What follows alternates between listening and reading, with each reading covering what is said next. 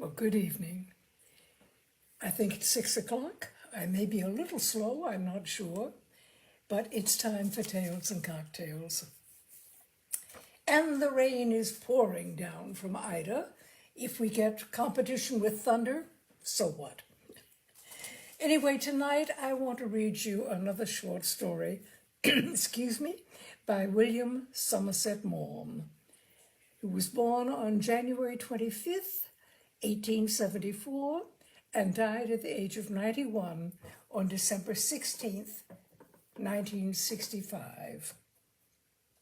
He was among the most popular writers of his era and reputedly the highest paid author during the 1960s. Both of his parents, during the 1930s, sorry about that, highest paid author during the 1930s. His books and short stories were made into movies and television series, etc. He was so prolific and really profound as an author. He ran the gamut from comedy to tragedy. He was remarkable.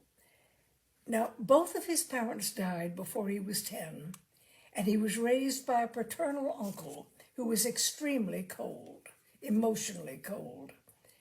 And the early death of his mother when he was 8 left him traumatized, and he kept her picture by his bedside for the rest of his life.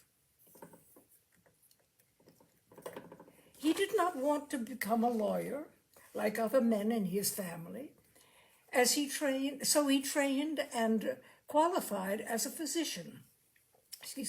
His first novel, Liza of Lambeth, sold out so rapidly that Maugham gave up medicine to write full-time.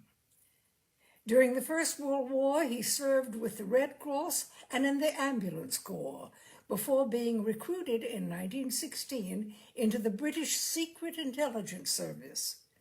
He worked for the service in Switzerland and Russia before the October Revolution in 1917. During and before the war, he traveled in India. During and after the war, he traveled in India, Southwest Asia, and the Pacific, and he drew from these experiences in his later short stories and novels. Did I mention among his books? Among his books, I'll mention 3: Of Human Bondage, The Razor's Edge, The Moon and Sixpence, and of course, I'll throw in as well, Cakes and Ale. Now, this is a short story entitled The Promise, and it's one of my very favorites. My wife is a very unpunctual woman, so when, having arranged lunch with her at Claridge's, I arrived there 10 minutes late and did not find her, I was not surprised. I ordered a cocktail. It was the height of the season, and there were 2 or 3 vacant tables in the lounge. Some of the people, after an early meal, were drinking their coffee. Others, like myself, were toying with a dry martini. The women in their summer frocks looked gay and charming, and the men debonair, but I could see no one whose appearance sufficiently interested me to occupy the quarter of an hour I was expecting to wait. They were slim and pleasant to look upon, well-dressed and carelessly at ease, but they were for the most part of a pattern, and I observed them with tolerance rather than curiosity. But it was 2 o'clock and I felt hungry. My wife tells me that she can neither wear a turquoise nor a watch, for the turquoise turns green and the watch stops. And this she attributes to the malignity of fate. I have nothing to say about the turquoise, but I sometimes think the watch might go if she wound it. I was engaged with these reflections when an attendant came up, and with that hushed significance that hotel attendants affect, as though their message held a more sinister meaning than their words suggest, told me that a lady had just telephoned to say that she had been detained and could not have lunch with me. I hesitated. It is not very amusing to eat in a crowded restaurant by oneself, but it was late to go to a club, and I decided that I had better stay where I was. I strolled into the dining room. It has never given me any particular satisfaction, as it appears to do so to many elegant persons, to be known by name to the head waiters of fashionable restaurants. But on this occasion, I should certainly have been glad to be greeted by Les Stoney and I. The maître-d'hôtel, with a set and hostile face, told me that every table was occupied. I looked helplessly round the large and stately room, and on a sudden, to my pleasure, caught sight of someone I knew. Lady Elizabeth Vermont was an old friend. She smiled, and noticing that she was alone, I went up to her. "Will you take pity on a hungry man and let me sit with you?" I asked. "Oh, do, but I've nearly finished." She was at a little table by the side of a massive column, and when I took my place, I found that, notwithstanding the crowd, we sat almost in privacy. "This is a bit of luck for me," I said. "I was on the point of fainting from hunger." She had a very agreeable smile. It did not light up her face suddenly, but seemed rather to suffuse it by degrees with charm. It hesitated for a moment about her lips, and then slowly traveled to those great shining eyes of hers, and there softly lingered. No one surely could say that Elizabeth Vermont was cast in the common mold. I never knew her when she was a girl, but many have told me that then she was so lovely it brought the tears to one's eyes. And I could well believe it, for now, though 50, she was still incomparable. Her ravaged beauty made the fresh and blooming comeliness of youth a trifle insipid. I do not like these painted faces that look all alike, and I think women are foolish to dull their expression and obscure their personality with powder, rouge, and lipstick. But Elizabeth Vermont painted not to imitate nature, but to improve it. You did not question the means, but applauded the result. The flaunting boldness with which she used cosmetics increased rather than diminished the character of that perfect face. I suppose her hair was dyed. It was black and sleek and shining. She held herself upright as though she had never learned to loll, and she was very slim. She wore a dress of black satin, the lines and simplicity of which were admirable, and about her neck was a long rope of pearls.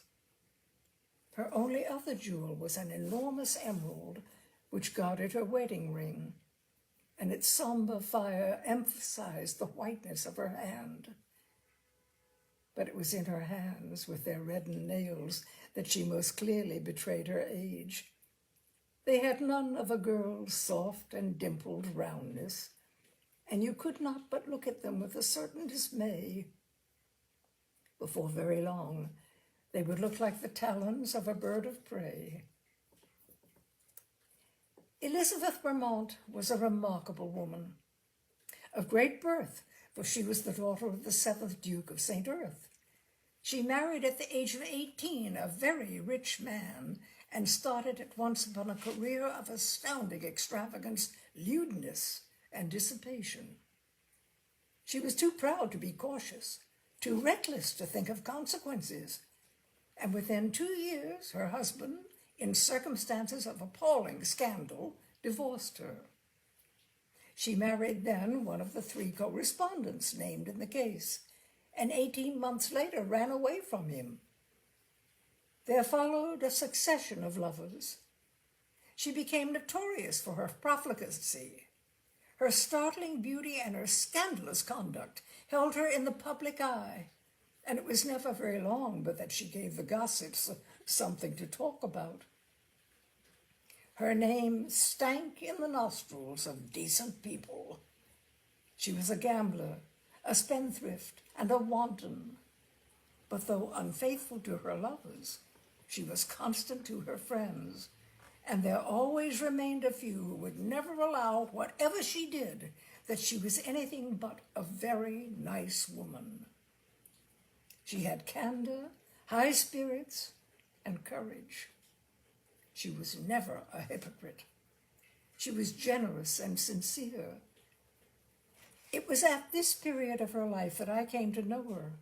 For great ladies, now that religion is out of fashion, when they are very much blown upon, take a flattering interest in the arts. When they receive the cold shoulder from members of their own class, they condescend sometimes to the society of writers, painters, and musicians. I found her an agreeable companion. She was one of those blessed persons who say quite fearlessly what they think, thus saving much useful time. And she had a ready wit. She was always willing to talk with a diverting humor of her lurid past. Her conversation, though uninstructed, was good, because, notwithstanding everything, she was an honest woman. Then she did a very surprising thing. At the age of 40, she married a boy of 21. Her friends said it was the maddest act of all her life, and some who had stuck to her through thick and thin, now, for the boy's sake, because he was nice, and it seemed shameful thus to take advantage of his innocence, refused to have anything more to do with her. It really was the limit. They prophesied disaster, for Elizabeth Vermont was incapable of sticking to any man for more than 6 months. Nay, they hoped for it, since it seemed the only chance for the wretched youth that his wife should behave so scandalously that he must leave her. They were all wrong. I do not know whether time was responsible for a change of heart in her, or whether Peter Vermont's innocence and simple love touched her. But the fact remains that she made him an admirable wife. They were poor, and she was extravagant, but she became a thrifty housewife. She grew on a sudden so careful of her reputation that the tongue of scandal was silenced. His happiness seemed her only concern. No one could doubt that she loved him devotedly. After being the subject of so much conversation for so long, Elizabeth Vermont ceased to be talked about. It looked as though her story were told. She was a changed woman, and I amused myself with the notion that when she was a very old lady, with many years of perfect respectability behind her, the past, the lurid past, would seem to belong not to her, but to someone long since dead, whom once she had vaguely known. For women have an enviable faculty of forgetting. But who can tell what the fates have in store? In the twinkling of an eye, all was changed. Peter Vermont, after 10 years of an ideal marriage, fell madly in love with a girl called Barbara Canton. She was a nice girl, the youngest daughter of Lord Robert Canton, who was at one time Under Secretary for Foreign Affairs, and she was pretty in a fair and fluffy sort of way. Of course, she was not for a moment to be compared with Lady Elizabeth.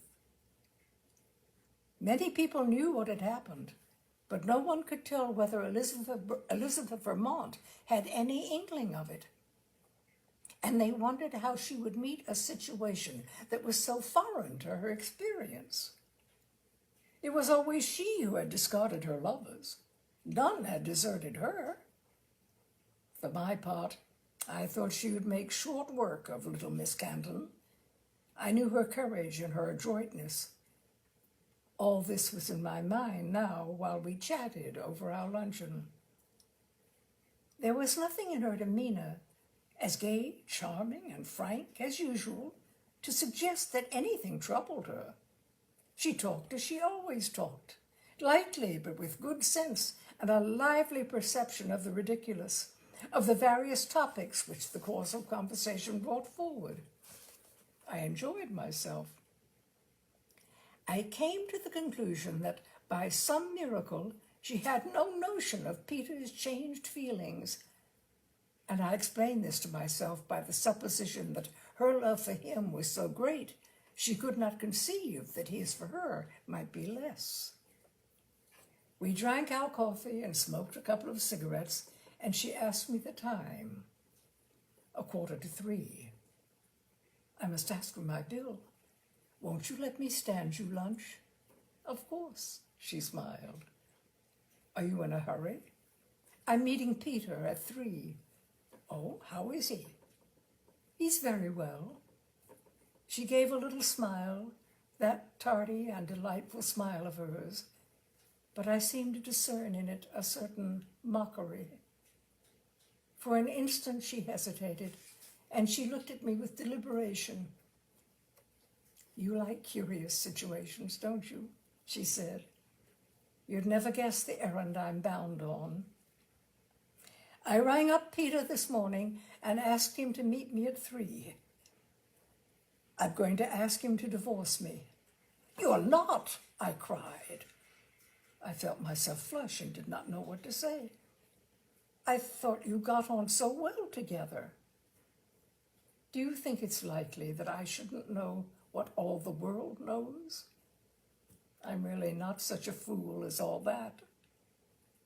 She was not a woman to whom it was possible to say what one did not believe, and I could not pretend that I did not know what she meant. I remained silent for a second or two. But why should you allow yourself to be divorced? Robert Canton is a stuffy old thing. I very much doubt if he'd let Barbara marry Peter if I divorced him. And for me, you know, it isn't of the smallest consequence. One divorce, more or less. She shrugged her pretty shoulders. How do you know he wants to marry her? He's head over ears in love with her. Has he told you so? No. He doesn't even know that I know. He's been so wretched, poor darling. He's been trying so hard not to hurt my feelings. Perhaps it's only a momentary infatuation, I hazarded. It may pass. Why should it? Barbara's young and pretty. She's quite nice.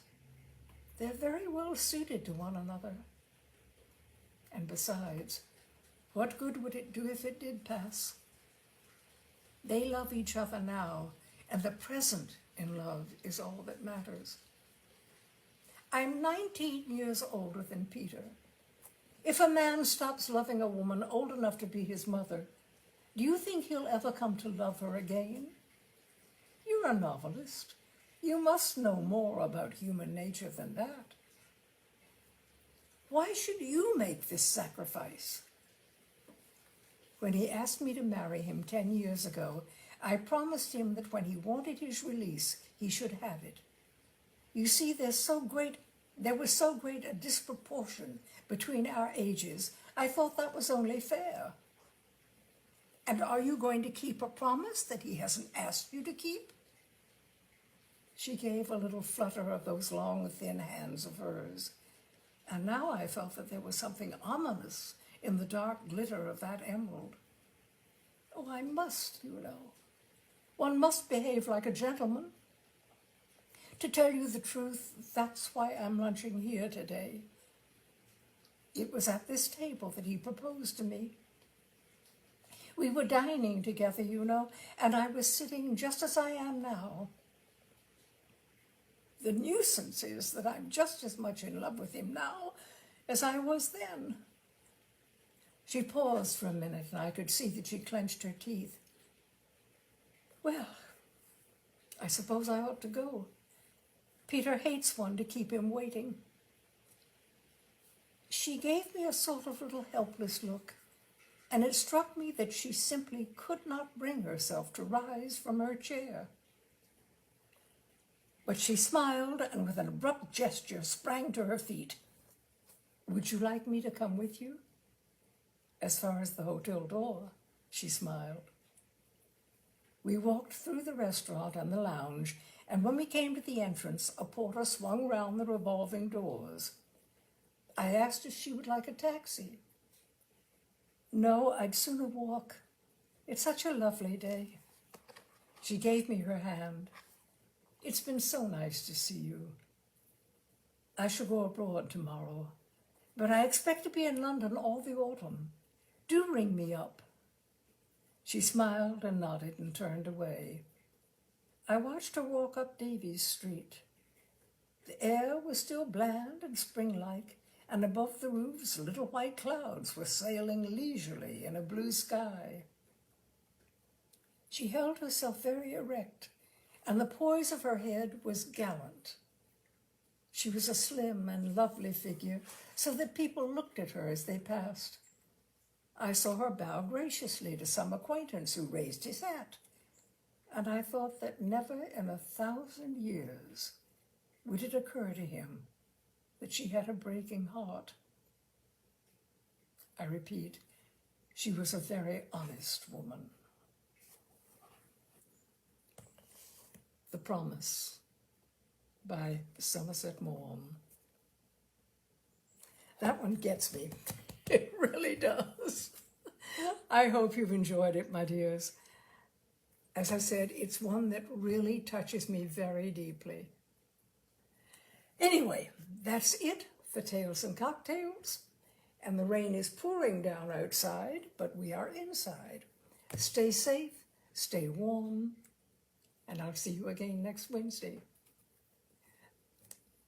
Thank heaven and the creek don't rise, as they would say in my youth.